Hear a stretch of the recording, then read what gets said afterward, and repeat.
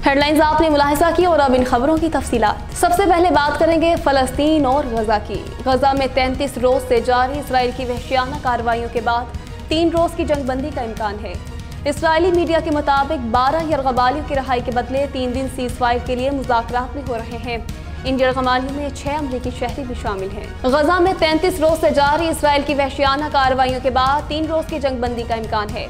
Israeli media के मुताबिक 12 यरगमालियों की रहाई के बदले 3 दिन सीज फायर के लिए मुज़ाकरात हो रहे हैं। इन यरगमालियों में 6 अमरीकी शहरी भी शामिल हैं, जबकि हमास के तर्जुमान का कहना है 3 रोज़ा जंगबंदी का मकसद गजा में इमदाद पहुंचाना है। इसराइल में जंगबंदी के लिए कतर सालसी की कोशिश कर रहा है। मुख्तसर जंगबंदी के लिए 10 से 15 यरगमालियों की रहाई पर बात जारी है। ख्याल रहे कि 33 रोज से जारी इस जंग के बायस गजा के 15 लाख से ज्यादा अफराद भी बेघर हो चुके हैं। गजा और मकबूजा मगरबी किनारे में हलाकतों की तादाद गैर मामूली हद तक बढ़ गई है।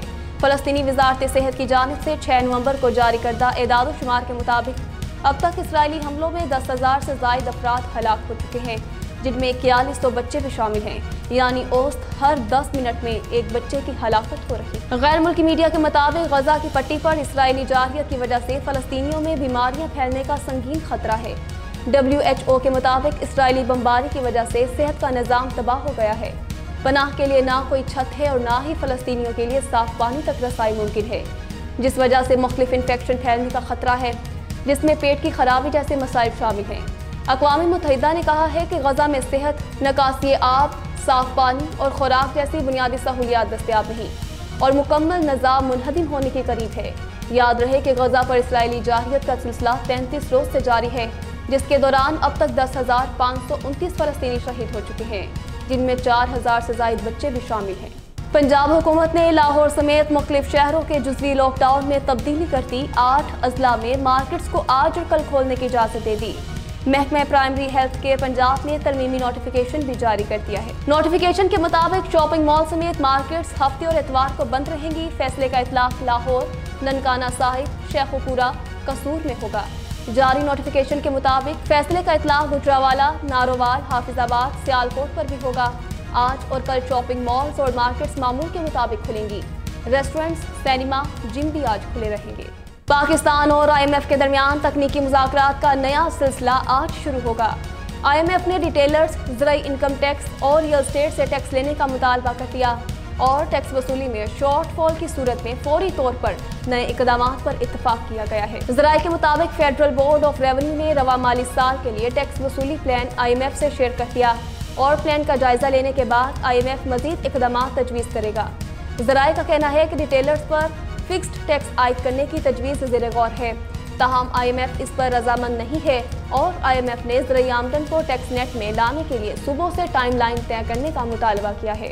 पाकिस्तान में आज शायर मशरिक अल्लामा मोहम्मद इकबाल का 146वां यौम पैदाइश मनाया जा रहा है।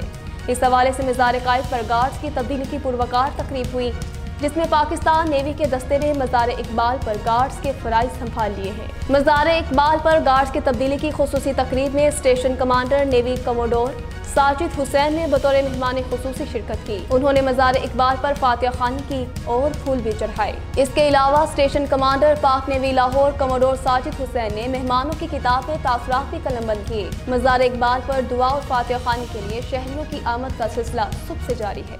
पाकिस्तानी अदाकार मोहिब मिर्जा का एक दिलचस्प और मानीखेज बयान सामने आया कि मर्द शरीफ नहीं हो सकता और औरत शरीफ होती है।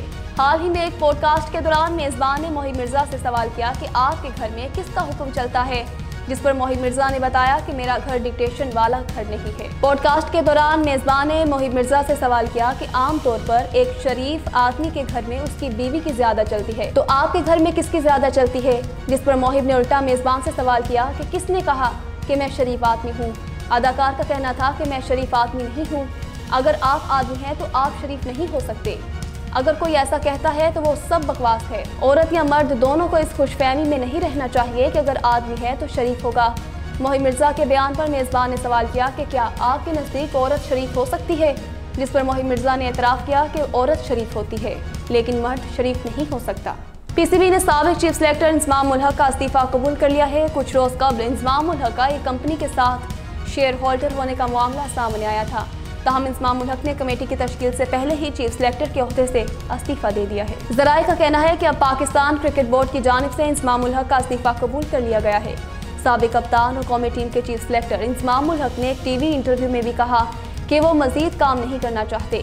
दूसरी जानिब इतलात ये भी हैं कि पाकिस्तान क्रिकेट बोर्ड भी इंजमामुल हक के रवैये से शदीद नाखुश है और इंटरव्यू सामने आने के बाद पीसीबी ने इंजमामुल हक का इस्तीफा कबूल कर लिया है। कौमी टीम के कप्तान बाबर आजम से 2.5 साल बाद वनडे रैंकिंग में पहली पोजीशन छीन गई।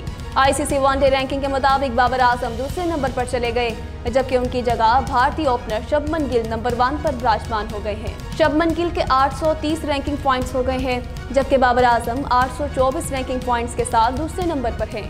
बाबर आजम लगभग 2.5 बरस नंबर 1 की पोजीशन पर रहे।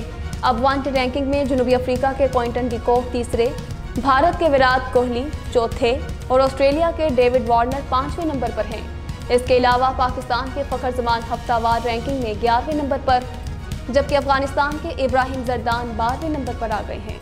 स्टूडियो से अब तक के लिए इतना ही। मज़ीद खबरों और अपडेट्स के साथ दोबारा हाजिर होंगे। अल्लाह हाफिज़।